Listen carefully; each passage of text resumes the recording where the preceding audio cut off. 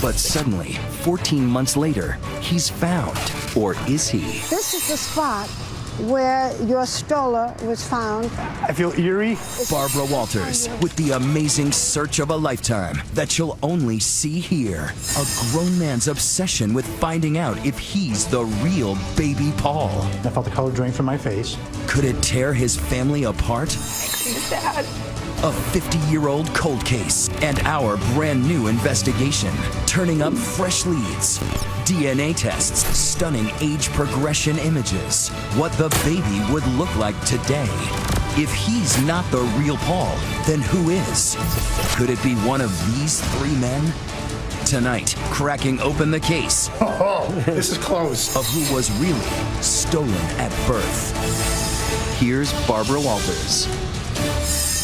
Good evening. Tonight, a most bizarre story.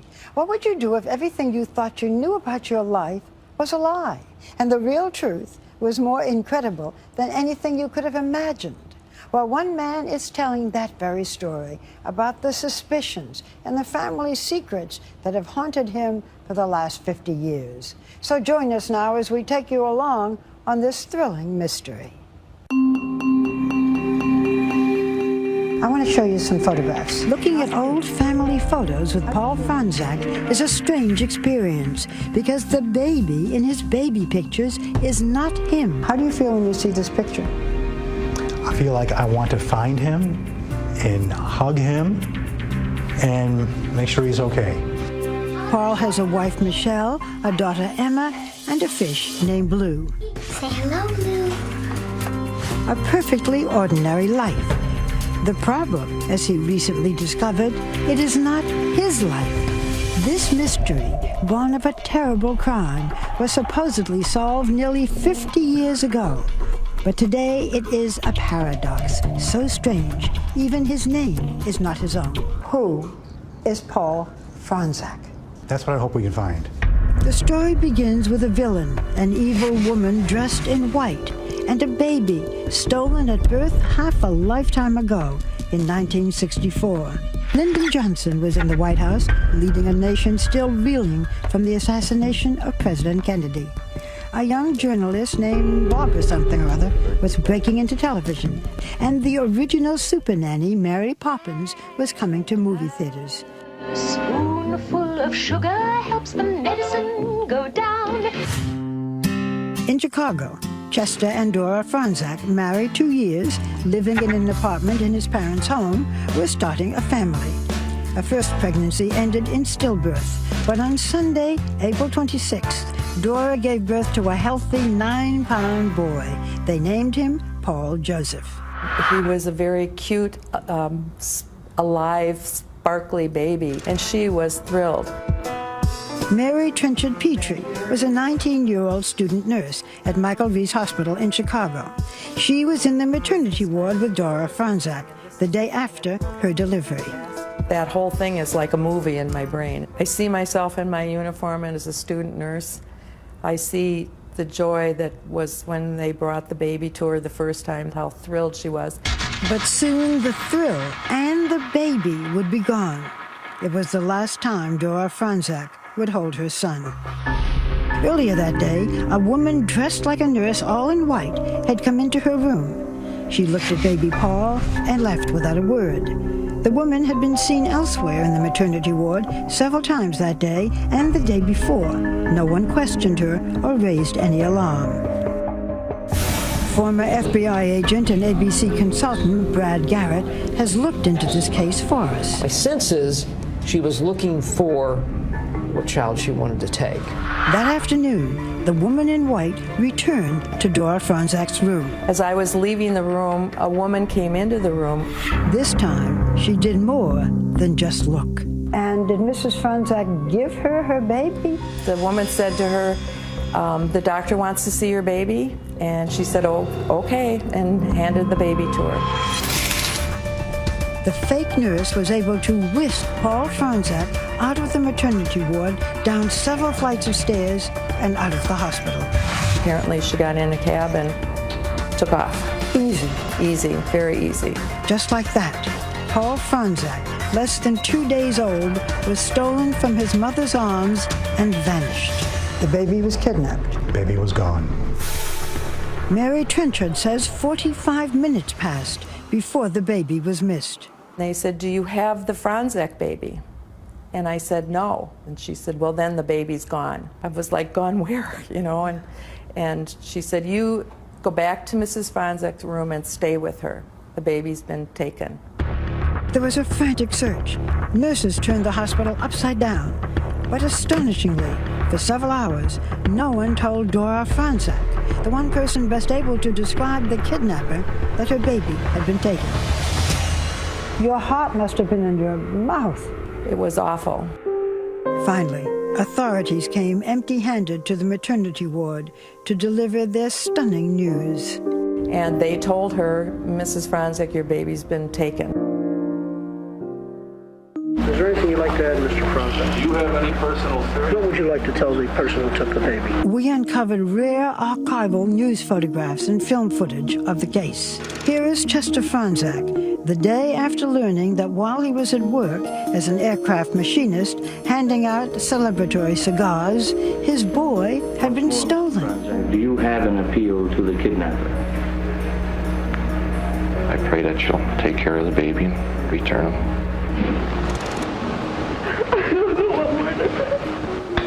A distraught Dora Franzek, with Chester kneeling by her side, made a public appeal for the kidnapper to return their son.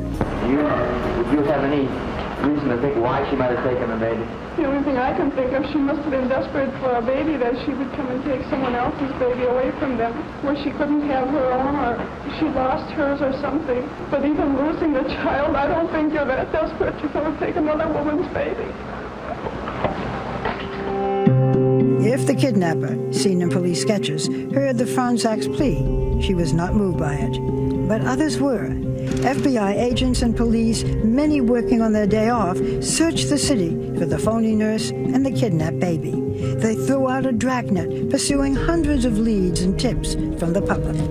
So where do you go from here, Lieutenant? We're still checking out all the leads we have that we're receiving by telephone and other checks that we are making. Authorities had another problem. If and when they found the baby, how would they positively identify him? There was no DNA testing, and blood testing was inexact. Particularly if you go back to 1964-65, extremely challenging trying to match up, is this the child, the biological child of the Franzeks? There was another identification method then in vogue, the shape of an ear. Basically, it's the dimension, size, and the folds of the ear. Authorities were about to get a chance to put the ear theory to the test. 14 months after the kidnapping, a child was found. A boy, apparently the right age, halfway across the country. Was it possible? Might this be the face of Paul Franzek? When we come back, the Franzeks want to see him with their own eyes. Authorities want a good look at his ear. Stay with us.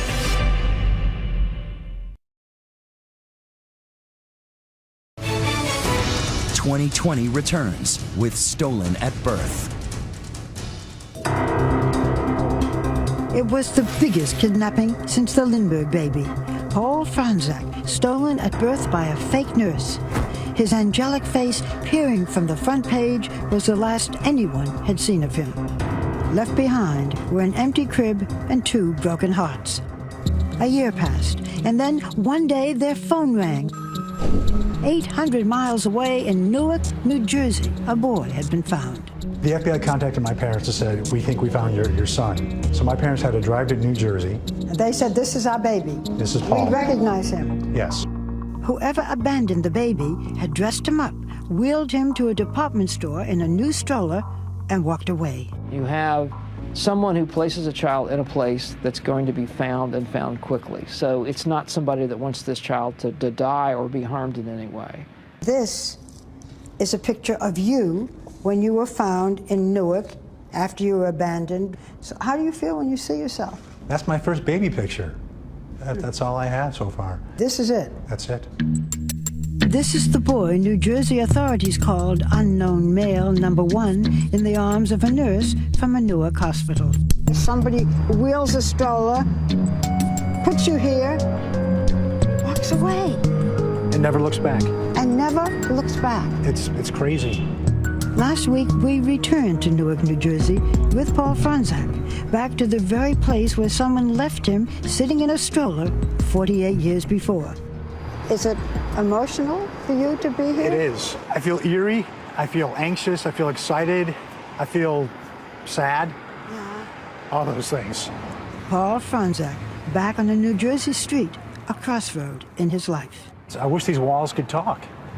You know, maybe we could learn something. I don't know. It's just, I can't believe that this actually happened. I can't believe it's my life. In the summer of 1966, the Franzaks believed their family had been miraculously reunited. The FBI ordered a series of blood tests on the abandoned boy and compared photographs of his left ear with that of the Franzak baby. Eventually, confident enough that they informed the Franzaks, who said they had no doubt that the child was theirs. They brought him home to Chicago and, for the second time, named him Paul Joseph Franzak. Your parents were convinced. Why were they so convinced? I feel it's the FBI. The FBI is like the epitome of authority. And when they say, this is your child, I would believe them. That's it. And that ended the search. Yes. At that point, everyone stopped looking for Paul Franzak. That was the end of the story. Yes. Tell me about your childhood. Was it happy? Yeah, it was a great childhood. Barbecues, family get-togethers, family vacations. The family, so often filmed in heartbreak, now recorded home movies of their own. The star of every celebration, of course, was Paul. They had missed his first step, first word, first birthday, but Paul was now back where he belonged, blissfully unaware of his past, until years later. When you were 10 years old, you had a shocking discovery. Tell me about it. I was looking for Christmas presents and snooping around the house, and I found all these boxes. And it turned out it was a box of clippings and a bunch of cards and letters all about a kidnapping. Did you ask your parents about it? I did. I asked them, what is this? And they said, well, you were kidnapped. We found you. Just like that, you were kidnapped, we found you? And that's all that matters. You're our son, we love you. How did your parents explain what happened to you? They really didn't talk about it. It was something that we really didn't bring up in the house. It was a very touchy subject. Did you ever feel that there was anything out of the ordinary when you were growing up? Well, I did notice that I didn't resemble anybody in my family. You had a brother? Correct. Yeah. And he looked like your parents? Exactly like my dad, 100%. And you didn't at all? Not at all. When he grew up, Paul pursued a career as an actor. Told you we were nice. We're really nice. His resemblance to George Clooney got him work as a stand-in in Ocean's 11 movies. Ready, steady, go! Today, Paul works for a college in Nevada, where he lives with his wife, Michelle, and their daughter, Emma. Good job. Again, Daddy! Do you remember how you felt when Paul said, I'm not really sure who I am? The first time he told me, I thought he was joking. I thought he was just kidding around, but then once I realized it was true and I saw the newspaper clippings, I felt very sad for his parents and sad for him. How do you think it has shaped him? I think as a 10-year-old boy, when he first saw those newspaper clippings, not realizing who he was, I'm sure that that has somehow shaped him and that's done something to him over the years. It's just sad. Was it sort of there in the back of your mind, this peculiar thing? It was really a big part of me through my whole life, and it just got bigger and bigger and bigger. Who am I? Who am I? Yeah. Then last year, Paul happened to see a DNA test kit for sale at a local drugstore. At last, an easy answer to the question that had followed him all his life. The hard part, asking his parents for a DNA sample, forcing them to travel back in time to the most painful part of their lives. It's something I wanted to do for a long time, but I never really had the nerve to ask my parents. Still ahead, will the Franzak family agree to end decades of doubt? Paul is determined to find the truth, but his parents seem just as determined to keep it hidden. And they said, Paul, please don't send it in. We don't want to know.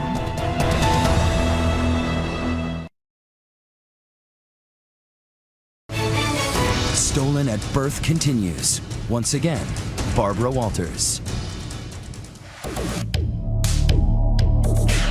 From his home in Las Vegas, a city defined by luck and loss, Paul Franczak took the biggest gamble of his life. After decades of wondering, of suspecting that he might not be the baby stolen from his mother's arms, he asked his parents for samples of their DNA. I think I got him off guard a little bit, because I mentioned to my mom, did you ever really wonder if I was really your child? She said, yeah, we thought about it. I said, well, what if we can find out a way? And they said, well, yeah, we'd like to know. And then I went and cut the DNA kit, and it was all done in 5 minutes. But later, second thoughts. Were you ready to handle whatever secrets might come out? Yes. Were your parents ready to handle the secrets? No. They called me and they said, we don't want you to have that test done. And if you do it, we don't want to know. I had the packet ready to go on my desk in my house for about 3 weeks. And I would pass it every day, fighting with whether to do it or not. And finally one day I told my wife, I said, you know what? I have to do this. I really need to know. It was the answer that he had anticipated and feared. The results were in. The test that would tell him if he'd been living a lie. Describe the moment when you got the results of the DNA test. I got the phone call. I found out that there was no remote possibility that I was a Franczak child. And all of a sudden I felt the color drain from my face. And I said, are you okay? And he said, I don't know. He said, I feel a little dizzy. I need to stay in my chair right now. And all of a sudden I started thinking, I don't know anything about myself. I don't know how old I am, my heritage, my birthday, all these things that people take for granted. Everything I thought was my life wasn't. He said, I don't know anything about myself. And I said, well, you do. You're my husband. You're Emma's dad. You know who you are. But who he is not this baby boy. For Chester and Dora Franczak, the fairy tale ending to their family tragedy was revealed to be just that, a fiction. How does a loving son say to his parents, you are not my biological parents? That was another hurdle I had to go through. My dad's 82, he has a hard time hearing on the phone. And my mom, I knew she would be very upset. So I really thought the best way would be to send them a letter. Would you read it? Sure. All right, so it's Dear Mom and Dad. First, I am your son and always will be. I love you both, and that will be forever. I am not the kidnapped baby that you had stolen from your arms on April 27, 1964. This means that the real Paul Joseph Franczak may still be out there, alive, not knowing who he is. I know this is hard for you, but this is also about me at this point. What was the reaction of your parents? My dad called me, and he called me a name that he never has called me before in my life. How'd you feel? I was speechless. And then my dad hung up. In their heart, I was their son, and that's all that mattered. Did you think maybe you shouldn't have taken the DNA test? I struggle with that quite a bit. I love my parents, and I always do what they ask, but this is something that I really felt I had to do. But the truth hurts. The Franczaks' prayers to find their stolen baby had actually never been answered. I feel like the Franczaks, it's like their baby has been kidnapped again, like they're going through it all over again. For Mary Trenchard Petrie, the student nurse who witnessed their grief firsthand, it is still a heartbreaking development. We have a film to show you from 1964. It's your parents at a press conference just days after their baby was stolen. Let me show it to you. Okay. The only thing I can think of, she must have been desperate for a baby, that she would come and take someone else's baby away from them. What are your thoughts when you see this? It just really hits home with how my mother-in-law felt. And then it hits home that the pain that she went through then, I'm sure she's feeling it now. For Paul, fond memories have become bittersweet, tainted by the knowledge that he was not kidnapped and found. He had been abandoned, most likely by a parent. The toughest moment for me is when I watch the home movies of when I was first brought back from Jersey, and I see how a young boy was running around that someone had just left. And it kills me every time I see that. I look at my daughter, she's 4 years old, and the thought of leading her behind That's what really hurts me the most. Paul is now determined to solve the two mysteries in his life. Who is he, and what happened to his parents' stolen baby? My main goal is to find the real Paul. My parents raised me, and they did a great job. And I feel that if I don't do everything I can to help find the real child, then I'm not doing my job as a son. Don't you also want to find out who you are? It'd be a great bonus. But the bigger mystery is who is and where is the real Paul Franczak. Yes. To help Paul solve these mysteries, we introduced him to Brian Ross, our chief investigative correspondent, and ABC News consultant, Brad Garrett, a former FBI profiler. So we're starting to pull together, anybody who touched the case in your game. I'm in this for the long haul. Because it does seem that the best shot is to get the word out. I think it's the only shot. To crack open a cold case that is 5 decades old, we hit the airwaves. And I'm in Chicago for the hunt for a stolen baby. Asking viewers to test their memories and send in tips. So if you know anything about this case, let us hear from you.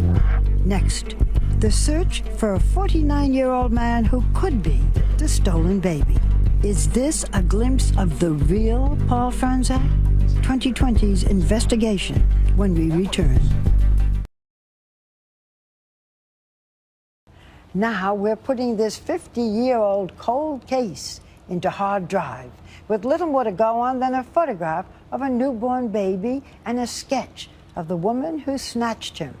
Will new clues emerge or new witnesses step forward? Here's ABC's Brian Ross back at the scene of the crime.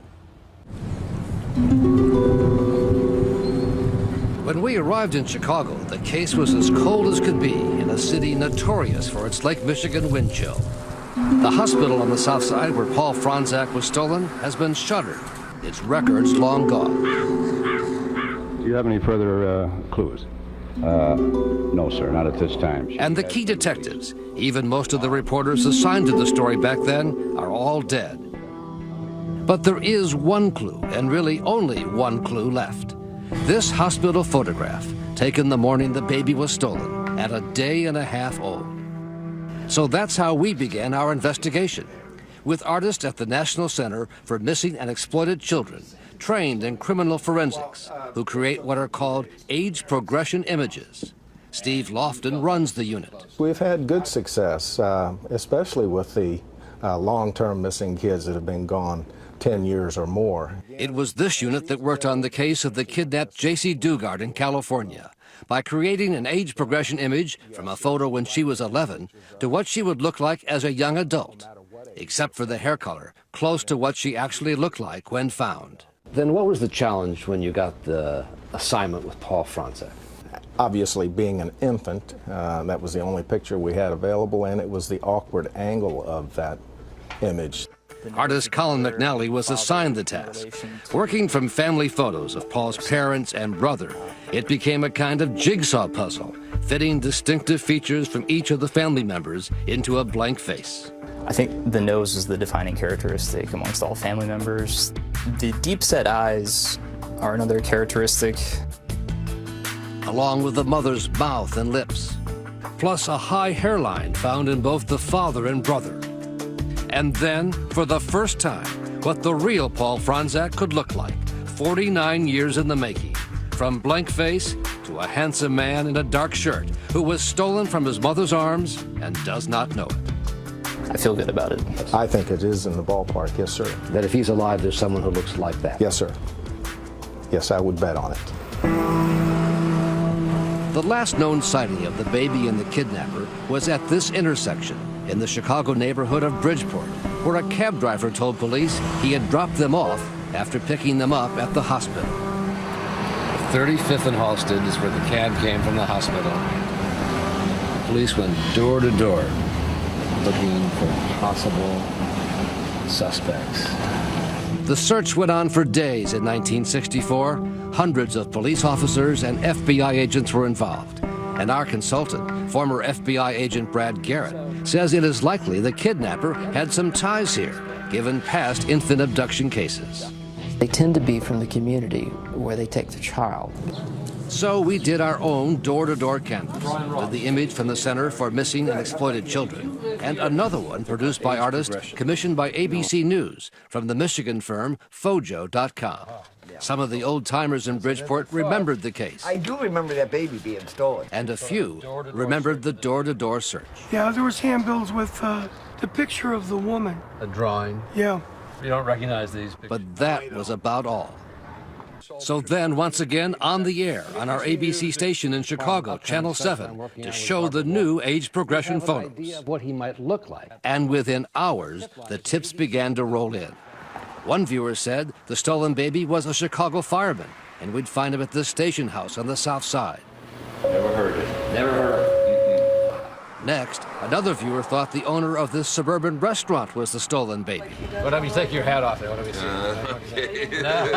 No? No. But another lead gave us new insight into the woman who kidnapped the baby. She may have tried to steal another baby a few weeks earlier from the backyard of this home, also on the south side of Chicago. And all of a sudden, I heard my mother scream, "Oh my God, that's her." And Mom was pointing at the old black and white TV set, saying, "That's the woman who was in our yard, trying to take Nicole." Joan Rome was a teenager at the time, and her niece Nicole was 10 months old, in a baby carriage, while Joan's mother took down the sheets from the laundry line. Mom immediately ran to the other side of the sheets and yelled at the woman, "What are you doing here? Get out of my yard."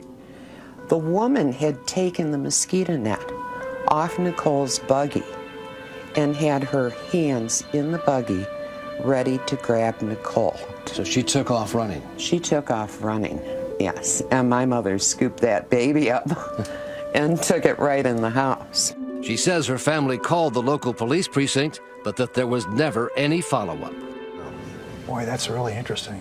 When Brad Garrett and I went to Las Vegas to brief Paul Franzek on the hunt, he was disappointed that so many of the tips were blind alleys, but convinced the drawings were still the best leads. Well, that one looks exactly like my mom and all her brothers. I mean, my mom was Croatian, and that looks exactly like that drawing there. Right, yeah. And in fact, the drawings would lead us to a new batch of intriguing leads, several serious enough to conduct DNA testing, with FBI agents eager to hear what we found. I could be Paul. I might be Paul Franzek. I do believe that there's a chance of me being Paul Franzek. When we return on 2020.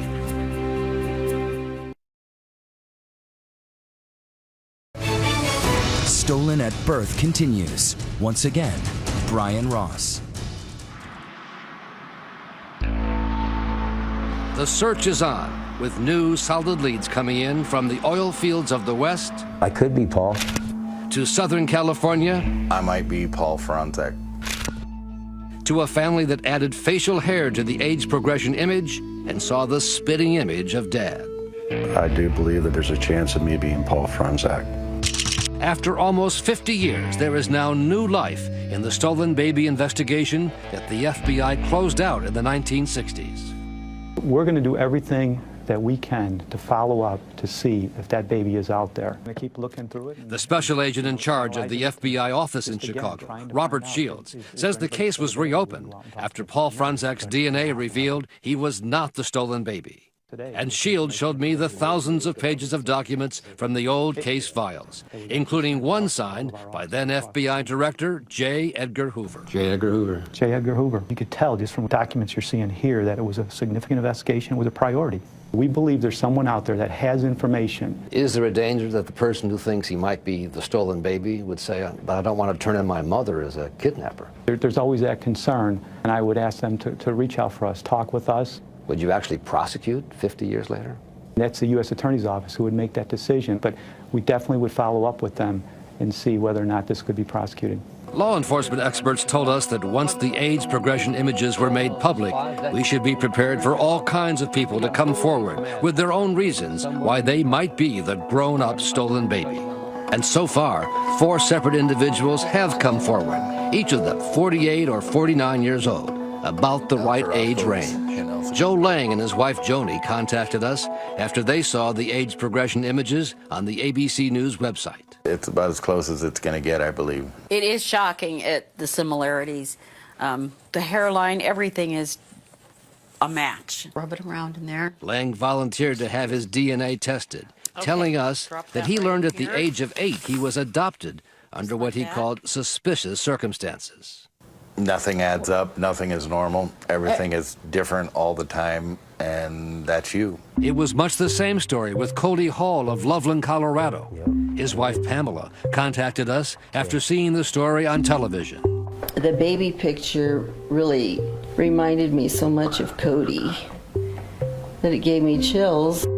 Paul said he wanted to take a DNA test because he never knew his birth parents and was told he was just found somewhere by a relative. She just said she found me, but I don't know how that was done. And then there is David Fisher, who lives outside Fresno, California.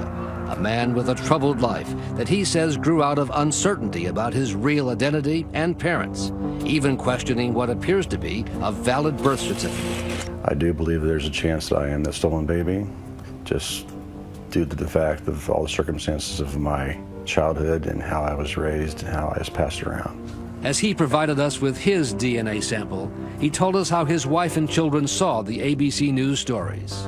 And when they saw the picture pop up, they said, "Dad, that looks like you." And when his family added facial hair to the age progression images, there was a distinct resemblance. I was totally shocked when I saw the resemblance. If I had no mustache, it would be me. But we found it even more intriguingly closer to Chicago, in Kansas City, where we sent our consultant, former FBI agent Brad Garrett, to meet with a man who did not want to be identified publicly, but said he not only looks like the drawing, but that his grandmother was found with an aged clipping of the original kidnap story from 1964 hidden in her personal effects. There's enough loose ends in this case, in this particular lead, that we believe that we can sort of cut to the chase with a DNA test. But with 4 separate DNA samples ready to be tested, the best leads in 5 decades, our investigation hit an unexpected roadblock. Paul Franczak reported that his parents and his brother refused to provide their DNA samples to us, making it impossible for us to see if any of the men were a match. My parents love me and I love them, but for some reason, they don't want to know. And I think by not wanting to know, they don't want to help at all. The Franczak parents, Chester and Dora, and their other son, David, say they will work with the FBI. But the parents declined to speak with us and have not spoken publicly about the case since 1964, when they pleaded for their stolen son's return. And it turns out there are a number of questions they have never addressed, either publicly or with their son. When they brought Paul home from New Jersey, there was no celebration, and they refused to talk to reporters about what should have been a joyous homecoming. In fact, there was so much uncertainty about the case that they were required to formally adopt Paul as their son. And the previously sealed adoption files obtained during the course of our investigation in fact say the blood tests of the parents and the little boy were contradictory, meaning the test did not prove or disprove that the little boy was the Franczak son. But it turns out the top detectives on the case, including Lieutenant Jack Cartan, who helped lead the investigation, were skeptical all along. He was sure that was not the baby. Lieutenant Cartan's daughter, Mary Hendry, told me her father said the police and the FBI tried to tell the parents it was not their missing son, but kept it quiet publicly. The FBI and Chicago police, who were working together closely, agreed that they would do that. They kind of went along with it? Yeah. I overheard him saying to my mother, that's not the Franczak baby. But those people are so nice and want to believe it that we're going along with it. With the public believing the case had been solved, the FBI and Chicago police essentially closed the investigation. The search for the stolen baby was over. And at the Franczak home, Paul says his parents never shared whatever doubts they might have had with their adopted son, trying to keep it all a deep, dark secret. Next, Paul Paul hits a bullseye with a DNA test, his first blood relative. I'm like, oh, this is close. This is good, right? What can she tell him about his family? Coming up.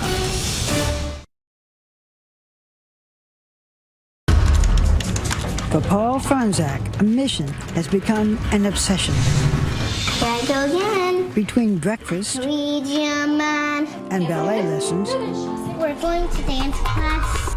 he is on the hunt. I work a full-time job, I have a family, but this is my life. And this is my only shot at solving these mysteries. So I put as much time as I can. Everyone goes to bed at night, I'm online researching. This is my first actual baby picture right here. His focus is finding his parents' stolen baby, but he is still searching for clues to his own identity. I feel kind of like an imposter because I'm using his birth certificate. Paul is out there, and I have his birth certificate, and I want to give it to him, and then I want to find mine. Desperate to find any connection to his biological family, Paul sent DNA samples to the genealogy site Ancestry.com. We took the sample that you gave us, and we put it on a chip. And what that does is it gives us a unique DNA signature that only you have. So we compare your DNA to DNA from populations all over the world. So you're kind of like CSI, but you work with DNA. It's family history. The results were Paul's first indication of who he is and where he's from. There were surprises about his ethnic roots. You are 37%, according to our analyses, of European Jewish descent. Wow. Is that new? Well, I was raised a Roman Catholic. Well, so this is interesting. So now I've been twice baptized, and I'm actually Jewish. So it's kind of cool. I have to learn a whole new religion now. I'm excited about that. Even more exciting, a major development in Ancestry.com's search. Finally, a link to his first blood relative, a third cousin. I saw a third, and I'm like, whoa, this is close. This is good, right? Yeah, it was like a lottery when I saw that. If you communicate with her and she wishes to work with you and help with you, looking at her family tree could actually be very informative. You have been in touch with that cousin. I have, and she got back to me and said, wow, how can I help? And how has she helped? She sent me a list of her relatives. I believe that once we actually have that family tree, we can start looking for where my DNA overlaps with their family. If any of her relatives lived in or near New Jersey, where Paul was abandoned, they could be the key to unlocking the mystery of who he is. We have to kind of work on that path. To see if anybody really does know who you are or what happened. Right. But how much a part of your life is this whole searching? Right now it is a lot. It's like he's on a mission and he doesn't want to stop until he finds answers. Does that bother you? Mm-hmm. You want him to stop? I think he needs to put the brakes on a little bit. And I feel like he's kind of missing out on just everyday things right now because it's always there for him. It's something you can't do in like a 9-to-5 job. It's not like punching in, I'll find out who I am today. Oh, got to punch out for lunch. You can't do that. Being a detective of his own life has taken its toll on Paul and on his wife, Michelle. And there are many days where I know he wants to cry and I want to cry too, but, you know, you can't. Are you crying? I get sad when I think about it. Like when we really